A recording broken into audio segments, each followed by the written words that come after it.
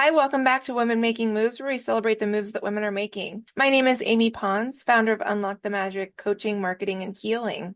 I'm joined today with Melissa Skweres. Melissa is the CEO and founder of Cruxology Marketing. Cruxology provides strategic brand and marketing fractional consulting services for businesses looking to build, refresh, or reshape their marketing strategies for accelerated growth. Melissa is a brand strategy and marketing communications leader with nearly 20 years of experience. She is a creative problem solver, obsessed with finding all the pieces to the puzzle and figuring out how to make them fit in a simple and clean way. She has built numerous brand and marketing strategies to improve brand awareness, product differentiation, and customer experience for both B2B and B2C companies. Melissa has experience across a variety of environments, from specialty packaging design firms to the wild world of advertising agencies to conservative global corporations. The breadth of her experience gives her a unique perspective and ability to uncover issues and strategic solutions to drive business forward. Melissa, welcome.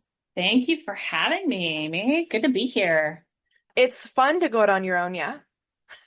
Yeah, it is. It's definitely been quite the journey. It's also been fun to have you kind of along to help me. To be like, when we have days, one of the things that I'm excited to talk to you about today is depending on where you're at or like how comfortable you are as an entrepreneur is how much you kind of share out in the wild. Yeah. And there are some days still, like some days I am moving and grooving. Yeah. Yeah. My energy and vibes are so high, nothing can stop me. And then there's days where like I just want to go and hide under covers. Exactly. I think there's definitely those days where you're like, I can totally do this. This isn't, gonna be as difficult as I thought. And then there are days where you're like, what the hell was I thinking? Well, because like for me, it was like I've always had these quote unquote big brands behind my name. Yeah. Well, now it's Amy Pons Unlock the Magic. The value and the power and the magic is me. Yeah. And oh, by the way, it was always me in those big brands. So how cool is it that it's all in my energy space now? And oh, by the way, it's only me. So when things are exciting, it's awesome. And when things don't go as planned or as wanted, rather, because we talk about energy a lot, you can't, there's no one really to turn to. For sure. And I think that there's a huge value, and I think you and I have talked about this, there's huge value in building a community of fellow entrepreneurs around you. I think for that reason, because whenever, and I'm sure you experience this too, but whenever I'm talking to somebody who is not doing this and they're like, so how are things going? And you're like, how do I answer that question? And so I think that there's huge value in having that support system to, cry to when you're like, God, this sucks and this is not working well today. But also those people who will celebrate you because they know how freaking hard it was for you to get that victory when you do get those victories. Yeah. This is where I will hesitate or pause when like setting goals for my business. I don't like not set goals, but at the same time, when you set a goal, it can become an expectation and then you feel beholden. So then if it doesn't happen, you completely crumble. That's not where I'm trying to move. So it's like setting the intention or the energy of like, I'm going to meet new people this month. That's awesome. A lot of the mainstream patriarchal business will tell you you can't sustain on that. And I would challenge, is that true? Yeah, or why? Or why not? Why not? Because I tell you this, like as an energy coach and a healer, I know, and I've seen what happens when you align your energy to trust your intentions. When you do that, that's actually the only thing you have to do to be quote unquote successful based on your success criteria. Yeah, and I think there's a place for having goals, and there has to be a place for giving yourself grace when maybe you don't hit those in the way that you intended, or maybe you fall short of it, or you have to give the space for it to evolve. Because in entrepreneurship, I mean, half of what I'm doing, and I'm sure you feel the same way, even though I know you're a year ahead of me in this entrepreneurial journey, like half of this journey is the trials and tribulations of, oh, I think I could do that, or I think that could be really great. I think that client is going to sign with me, and then things will take a sharp left turn that you were not expecting that could completely derail that goal. And I think the flexibility and the grace has to be there in order to maneuver within this entrepreneurial world. I agree. Because imagine the energy if you were to set out every day and say, I have to make X or do X, otherwise I failed. Woo, That's a woo. lot of pressure. There is no space. And for me, like I'll say that probably right out of corporate, I probably set those on myself because it's the only thing I knew. So I was Yeah. like, okay, I'm going to do this. Well, I wasn't taking a step back and setting the intention. It's like, how do I want to feel every day? Because, oh, by the way, being an entrepreneur, it's not just about making money and running your business. How do you want to feel each day?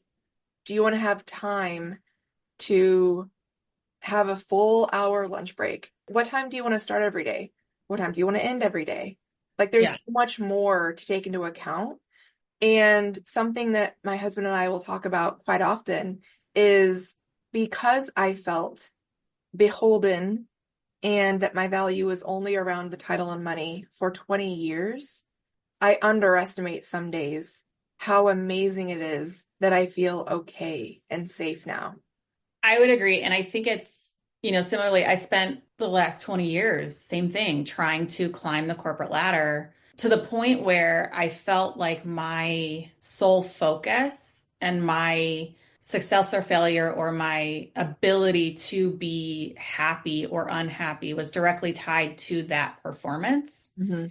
in my career. Yeah. And I think in doing that, I actually ended up driving myself to burnout and making myself sick because that's what my focus was. And so it's almost like I'm now having to reprogram myself. And I'm sure you're having to do the same thing, like deprogram all of that corporate thought process that's been ingrained in you for 20 years and reprogramming your brain to be focused on your health, being focused on balance and what success looks like, because it doesn't have to be just the dollars and cents.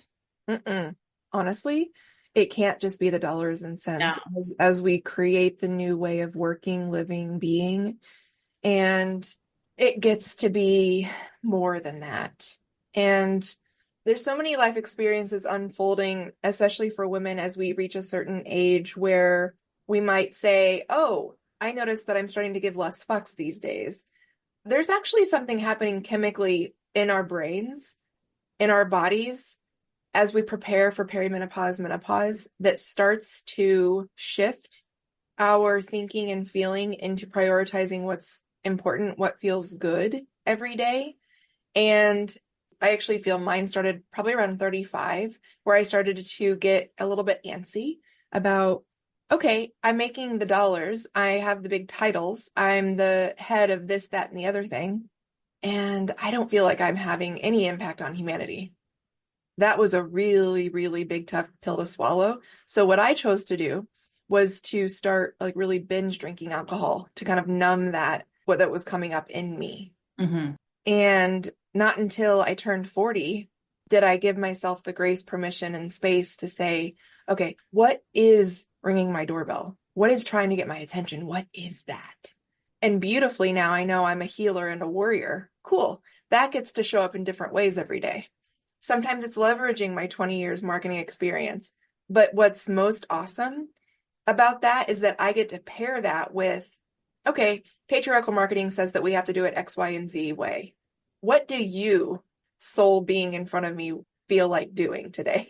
And if it's not posting something, don't do it. Yes, absolutely. Honestly, like earlier, I think early on when you and I were having conversations, that was one of the things that you were like, you know what? If you're not feeling like the writing is just coming to you naturally or the creativity isn't there today, save it for another day. And I have held on to that so much because there are days where I'm just like, these words are just not going to flow and it's not meant to be. But going back to what you were saying, I was very much in the same thing of like, I want to say probably like 35, 36, somewhere in that age range. I was very much hitting a point of I don't know that I want to be making brochures for the rest of my life for products that I don't know that they're actually helping people, and that I know that the customers 9 times out of 10 are literally throwing away the minute that somebody walks out the door that handed it to them. And I was like, is this really the best way to spend my life? And I remember at the time I was having conversations with my then boss, and I said to him just that. I don't know, like, should I be continuing on this path? Because I really don't think I want to be 20 years from now making fucking brochures. Like, it's literally depressing to think about it sometimes that way, right? So I kept staying on the ladder at the time because I just didn't know what to do or how to handle it or how to think through it. And I think a lot of it was coming from a place of fear because, like you said, you've spent this time building that pedigree and building that experience and getting up the ladder and making a reasonable amount of money and being able to pay off the student loans and all of those other things. And so you're like, well, I can't come off the ladder because it took me forever to get here, but I fucking hate the ladder. Like, it's terrible. And so, it honestly took me completely burning out and breaking down last year to actually give myself the permission at 40, like you said, to sit back and be like, this no longer serves me. And this is not the best path forward for me anymore. It may have worked for a time, but now we've got to rethink things and reprioritize things and figure out what is going to work moving forward. Kudos to you because it's not easy to get started. And for me, like, I literally went from the ladder and jumped into the pool. Like, Oh, yeah. I mean, I think I had like 3 months of FMLA in there where it was like, okay, I'm going to actually like fix my body a little bit. And then it was like, I just jumped off the deep end. yeah. And like, ever since then, every entrepreneur that I've talked to, they're like, so normally when you do this, you should like make it a side gig or a side hustle and then gradually walk away from corporate so that you're not screwed trying to do it. And I was like, nope, I'm going to do the exact opposite of that because that's just how I do things. And I just took a flying leap and I was like, I will figure out how to fly as I go. Like, it is what it is, and we'll just sort it out. And I know that I am lucky, and I know you are lucky that we have spouses who are incredibly supportive of that. We've got that sort of safety net. And I know that there are a lot of folks out there that don't have that safety net out there to be able to do those things. But I think being able to do that has been life-changing for me, but I think also in many ways life-saving for me. Yeah, I wouldn't be here today physically had I kept going up the ladder. I was out on the high dive by myself, and everything that I hold dear to me was not there with me. So Yeah. had I stayed there, I just wouldn't be here. So I jumped in the pool. And interestingly, even though we have two incomes, we quickly realized how our lifestyle was asking more of us like immediately. So I actually closed my 401k to keep our lifestyle the way we had wanted it in the first year of my entrepreneurship. Mhm. Second year of entrepreneurship, I was like, oh, wait, do I need or want all of this stuff or that extra stuff in life? My priorities have shifted there as well. So now it's like, what does it really take for my home and like my pups and my husband and I to have enough? It's like for me, figuring out what enough looks like and being so damn grateful for that enoughness. Absolutely. I think similarly, when I decided I was going to open Cruxology, and honestly, my husband had a lot of influence on it in terms of encouraging me to do it because he was taking a look at me last fall and I was a hot mess. And he was like, this is not working. Like, you got to get off the ladder. I think you need to be your own boss and figure out what that means to you. And so his encouragement was there, but he was also like, financially, I got you. Don't worry about it. We will figure it out. He and his whole family are insanely good with saving money and doing all those types of things, far better than what my family or what my upbringing had. But they're so good with money that he was like, I've got it. Don't worry about it. Now, in full transparency, we thought that I was going to be getting really up and running in like 3 to 4 months. Boy, was that wrong. It definitely took a lot longer than that. And so he had to carry us for quite a bit longer than we were expecting.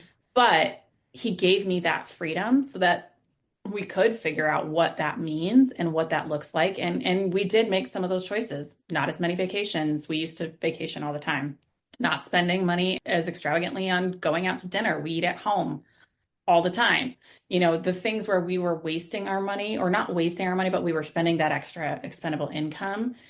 We just shifted what that looks like and what that means for us so that we could stay afloat longer until I got up and running. And it's just all about shifting those priorities and honestly having the, I guess, I don't want to say guts, but having the willingness to do that because it is scary. It is hard, really hard. But I think that that's what worked best for us. And that's what we needed to do to make it happen. Pretty similar. And it's not that we don't value like a good vacay, but I also learned from my first year in business that the universe, who I've subscribed to is universe, spirit guides, energy that we sense beyond the five senses. I'm very in tune with that. And what was interesting is that every time I would earn money in my first year, it would be like, boom, let's go do something. Let's do something to our house. Let's take a trip. So it'd be like that instant. And like my guides in the universe were like, okay, Here let's, comes the lesson.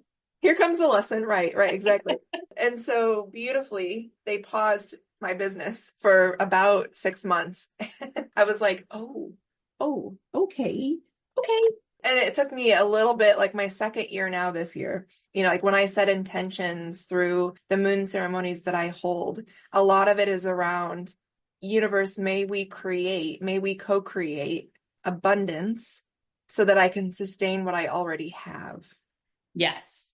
And the universe has been co-creating with me since I've set that intention because they're like, okay, now she gets what we're trying to do here. So we're still setting an intention to take a vacation at some point, a trip. Great. And the world's a little bit on fire. So it's like, okay, there's a lot to do here at home daily just to feel safe and okay. Absolutely. Absolutely. What you excited about? What's coming up for you? So I think for me, the things that I'm really excited about right now, and just kind of building off of what we were just talking about, is being almost a year into this, saying fuck convention and and figuring out what my own path looks like. I think it's given me time, one, to heal physically and emotionally and get myself to a place of being even killed, which is huge. But I think you and I had talked about this a little bit this past summer, but at some point this summer, with that space and time, I really came to this place of almost like an epiphany of realizing that what my path is going to be moving forward, or what I need my path to be moving forward, is not on a conventional trajectory, if you will. And I'm realizing it's one of those things as I take a step back. I'm a businesswoman. I have, again, been in business for 20 years, right? Supporting various businesses. And it's funny because I started looking at my business and my income as you would any other business. Because if you think about it, your career is your business, right? Whether you're working for a corporation or you are an entrepreneur or whatever you're doing, whatever your career path looks like, that is your actual business. And when I think about businesses that are doing well or that are successful and are stable, it's because they have diverse portfolios and diverse offerings available. If they had just one thing that they were offering and were solely focused on that one thing and that fails, they would go under, right? So that's why you generally don't see a lot of businesses putting all their eggs in a singular basket. Same thing for if you're working for a corporation, you get laid off, you're fucked, right? Like if all your eggs are in that basket, all of a sudden you don't have a job. And in this job market right now, as a marketer or as anybody in a corporate role, it is freaking hard to find another job. And all of a sudden you're stuck scrambling because you don't have any source of income coming in, right? So I looked back and I was like, the number of times I was working in agencies where like 80% of their business was engaged with a single client, and that client inevitably fired them because that's what happens in agencies. Clients decide that you're charging too much, they're not getting the return on their investment, whatever it is. Some new leader comes in, they want their agencies, not you, so they'll fire the agency. Well, all the eggs would be in that one basket for that agency. The agency went belly up. I saw it 3 or 4 times. And even then I was like, why would you put all your eggs in one basket? And then I sat there and I was like, holy shit, I've been doing this to myself the entire time. Oh, I've Like, been doing this. Oh shit. oh shit, like That's I'm doing it to myself. that's the only way we were taught. The way you call it is conventional. I'm gonna be a little radical here. The conventional way, quote unquote, for me is the systems rooted in patriarchy, white supremacy, colonialism, capitalism only. And so for me, creating the balance between the divine feminine, divine masculine is there's not going to be ever again one way that I earn abundance, not just money, abundance. So that means my health, my well-being, my ability to start and stop a day when I want to, not feel beholden to any specific outcome, even in my business. I don't Right. tie myself to outcomes. I have vibe checks every day with potential folks that I would serve. I don't tie myself to that. It's like, great, we had a vibe check. And what happens from here? It's either for a reason or a season or a lesson or a something. It gets to be that.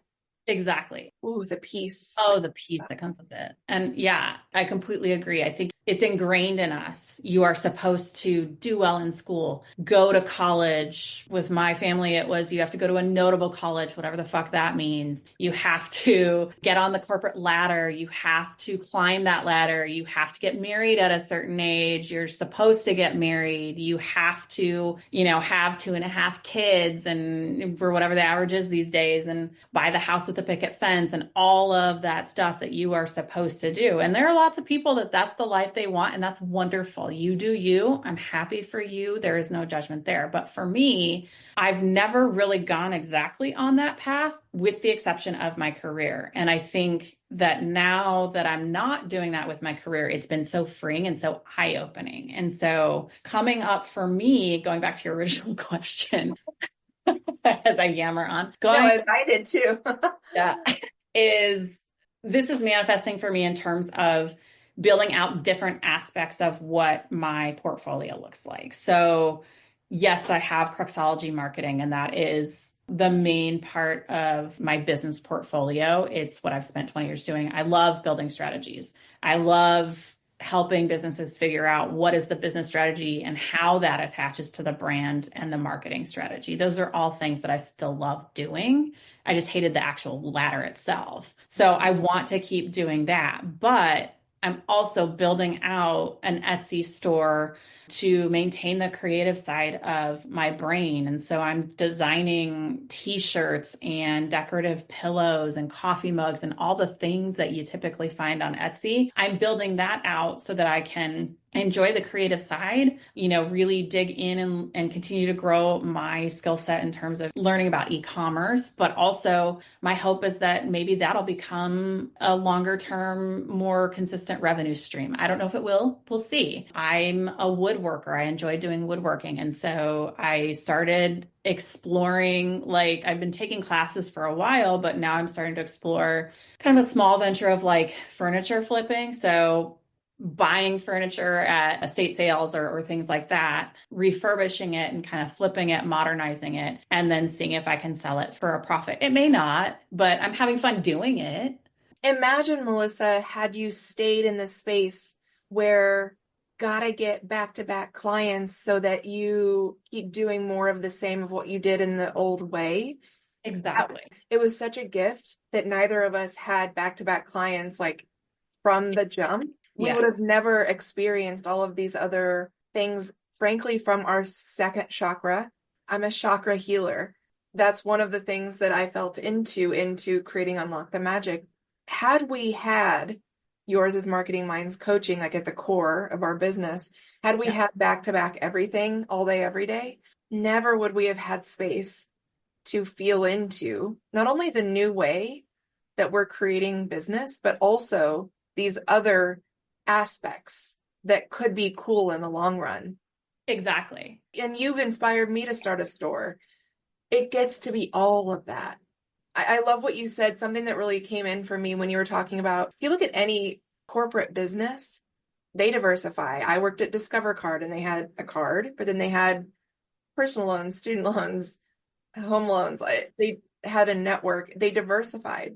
Everybody does. So, like, for instance, when someone asks us what we do now, well, I like to call myself a social impact entrepreneur. I'm going to do stuff that's going to benefit humanity, no matter what that looks like. I think that also leaves you the space to evolve with that in whatever way makes sense. Because I think if you were just specifically saying, I am a coach and this is the only thing I do, it's not the only thing you do. You're doing things based on what is happening in real time and what people need. And, you spoke about vibe checks. You're adjusting based on what you're seeing is a need out there. And having that mentality around it gives you the space to be able to do that. So yeah, I mean, I think once I had that epiphany this last summer and started realizing it, I was like, no, this is actually perfect because I can literally try anything I want to do. Who knows? It may be a thing where 10 years from now, I'm not doing a single thing with marketing and I have nothing to do with it. Like right now, I think I was telling you this, I just got my substitute teaching license so that Illinois, so I can be a substitute teacher in Chicago public schools. Am I very experienced with children? God, no. My husband's the teacher. He's great with kids. I could be the worst substitute teacher in the history of the world, but I'm getting to learn about it and I'm getting to see if that's something that fills my cup and if that's something that I enjoy because there's huge value in being able to help the next generation grow and be positive influences on society. So I'm looking at that and seeing what that is. And I'm sure that there's going to be some hilarious stories that come out of that. And I'm going to learn a ton in the process. And, it's going to be a fun experiment. But these are all things that I never in a million years would have considered doing a year ago or even 2 years ago. Well, even really like when you and I talked probably in January or February when I had first launched and I was literally a deer in headlights, terrified. And you were like, so let's talk. Let's connect. Let's Hi. connect. Um, Hi, you need to breathe. But I never would have explored those things if I hadn't taken a step back to realize that. And I think that that's the coolest part. And so that's really what I'm focused on right now is just exploring and figuring out what my path is going to be and where it's going to take me. I'm so proud of you and happy for you. You had the audacity. You have the audacity to co-create anything that you feel is in your aligned energy field from now until forever. And how cool is that? It's one of those things like I wish I would have figured that out like 10 years ago? Sure. But what a cool way to spend my 40s, right? It's so cool. And I have to tell you, over the past week, when I've been riding the wave of every emotion known to humanity, Yes. the thing that's giving me peace and calm is getting into editing women making moves and amplifying women's voices, talking about how Black women once again led the charge. And once again, we're disappointed.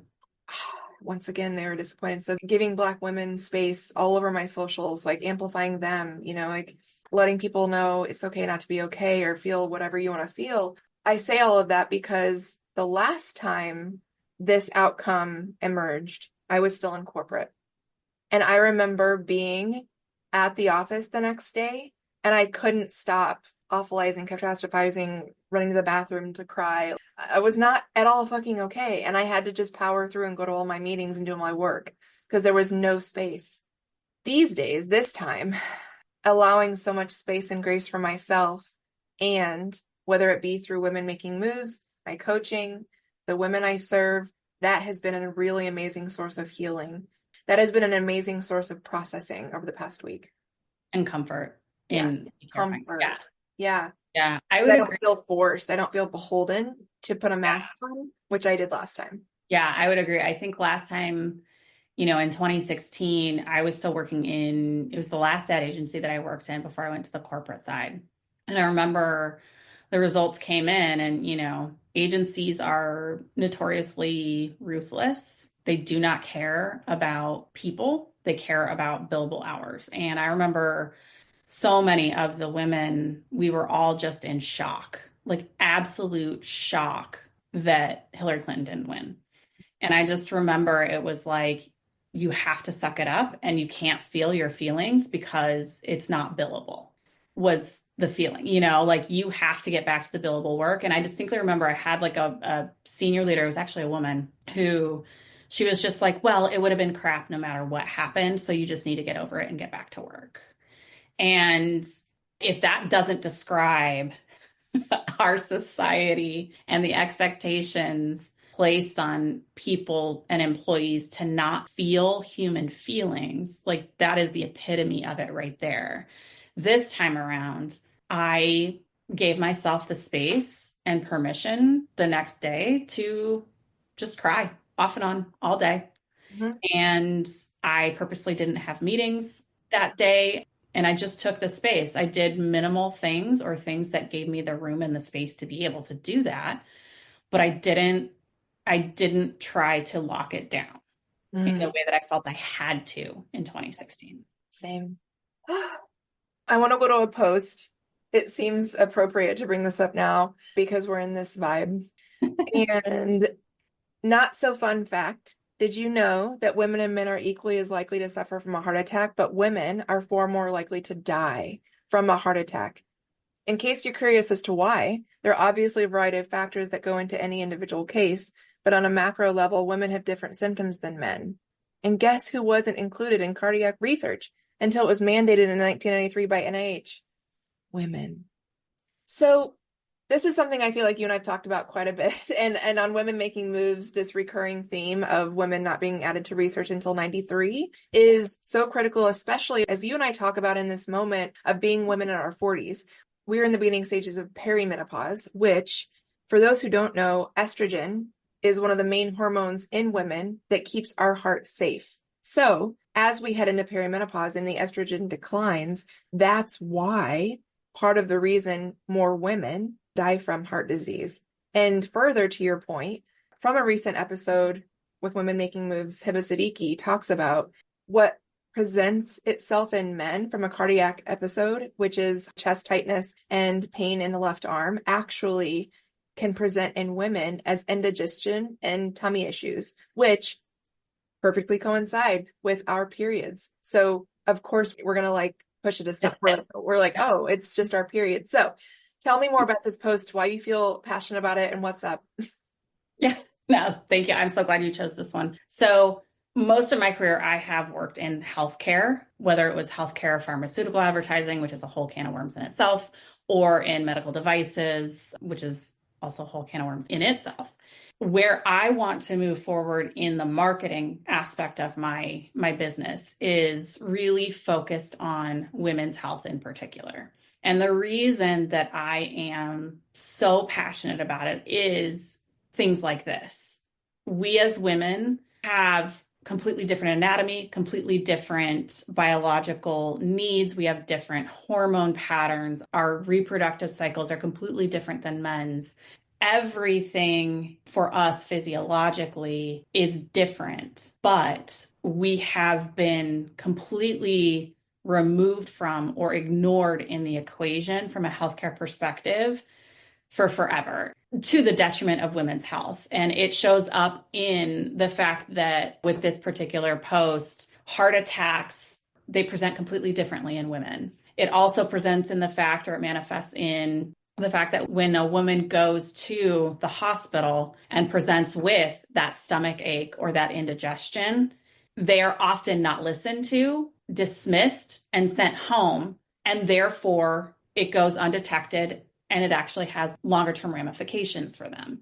And that is just as it pertains to heart attacks. This is the same issue when women go into labor. God knows how many stories and horrifying stories out there about women who are having issues during a pregnancy that are completely dismissed and sent home, and it ends up, they go septic and they die, and just crazy shit that happens to women with our healthcare system. And so I am very passionate about shifting the conversation and shifting the focus around women's health and ensuring that companies that are focused on women's health are getting visibility and getting that spotlight so that they can help to make those changes and help women feel better, be healthier, and get the research that we deserve as women in this culture. We make up more than 50% of the population, yet none of the research involves us. And it drives me batshit crazy with the injustice of it. But I also see it as an opportunity to do something good with the healthcare experience that I have and the expertise that I can bring to the table to help drive it forward in a more positive way. And so with my posts, I tend to do a post every 2 to 3 weeks highlighting a company that is typically focused on women's health or femtech in general for that reason, because even if it's just a thing where one person in my network sees that post, learns about it, that's one more person that has that education and that understanding of what our reality is for women. Or it's that one person that maybe has connections with a venture capital company or something that can get these female-led companies funding so that they can further the research and grow their company and help support women's health that way. And so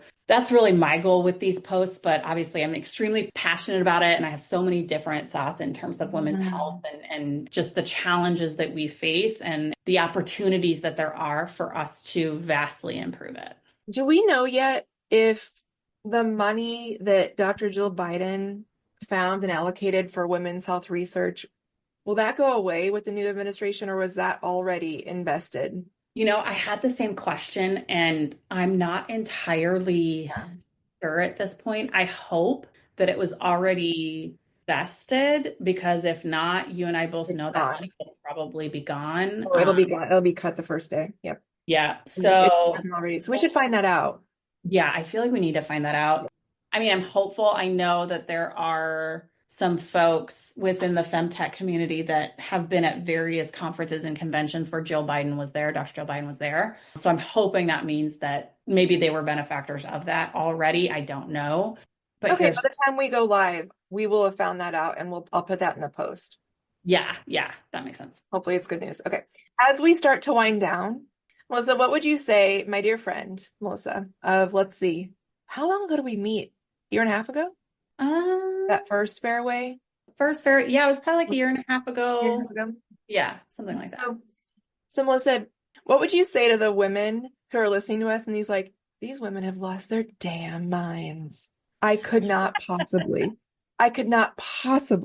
do this. And they've lost their damn minds. What would you say? We have. No, I'm just kidding. Some days it takes losing your damn mind and getting into your heart, getting into your womb space, getting into the innate power and magic that is you as a woman. Ooh, look at that. That just came out. I like it. I like it, Amy. Yeah, no, I think sometimes you do have to go out of your mind a little bit to kind of look, there's lots of parts of the brain that we don't know a ton about, right? Male, female, whatever. I look at it as maybe I lost my mind on one part of my brain and now I'm finding and discovering other parts of my brain, right? But to me, at the end of the day, for those who think I've lost my damn mind, maybe, but I am more focused on and more interested in who are the people that are in my corner, who are those ride or dies in my life, and who are the ones and what are the things that are going to drive me into the things that I need to be doing and that makes sense for me, for my family, for my sanity, and for my health. And so I'm like, yeah, if you think I'm crazy, great, but this is what works for me. It may not work for you, and that's fine. I would say it's like, boo boo, why are you still listening? Yeah. There's something in you. There's something in you that is intriguing. Did I trigger you? Yeah, did we trigger you? Because if you're feeling activated right now, that's actually a beautiful invitation to see what could be within you already. That's the whole thing. Spoiler alert. And whatever that looks like for different people is what that looks like for different people. That's my path. That doesn't have to be your path. That doesn't have to be any other person out there listening right now. That doesn't have to be their path either. My path is naturally going to be different because I think, like I said, we have that luxury of the support of our husband. Not everybody has that same support and that luxury to be able to just jump off the high dive and see what happens. But this is what works for me. And I'm completely at peace with that. And I'm okay with that. And I think my hope would be for anybody else is figure out and take a step back to figure out what that looks like for you and what makes sense for you. I'm happy to be a sounding board for anybody that wants to think about that or figure that out, because it is definitely hard to try to traverse that and decide what you're going to do and, go on that journey. So I'm obviously there for anybody. And I know you are too. I mean, you've absolutely been there for me in this one, but I'm at peace with myself and I'm at a peaceful place of what I'm doing. And whether or not that works for somebody else doesn't matter. What does matter is them doing what's best for them, and I'm doing what's best for me. It's not supposed to be ours for anybody else. And it's not supposed to be singular. No one can do what you do the way you do it. So for those who are approaching life as a canned copy paste or autopilot approach, yeah, there will be a moment where you're like, oh, this doesn't really feel good. And it's up to you to decide how far you want to take that thread and pull on it, but it's yours. It's no one else's. So exactly. Melissa, where can we find you? Yeah, so people can find me on LinkedIn. Melissa Skweres should be pretty straightforward to find me. You can also look up any of my marketing services at cruxologymarketing.com. And then my Etsy store is cruxology.etsy.com. So if you're looking for some fun, sassy, ridiculous swag, have a look around there. And yeah, I'm here for anybody who wants to chat. Closing remarks as we wrap up. Thank you so much for having me on your amazing podcast. And, thank you for being an advocate for me and for being in my corner. I think you were in my corner from like the first 5 minutes of me meeting you at that first Fairway dinner, and you didn't even know me. So I appreciate that. I appreciate all the support that you've given me through this entrepreneurial journey. And I'm excited to see what this conversation looks like in 5 years when we've, continued meandering on our paths. Thanks, Melissa. Thank you.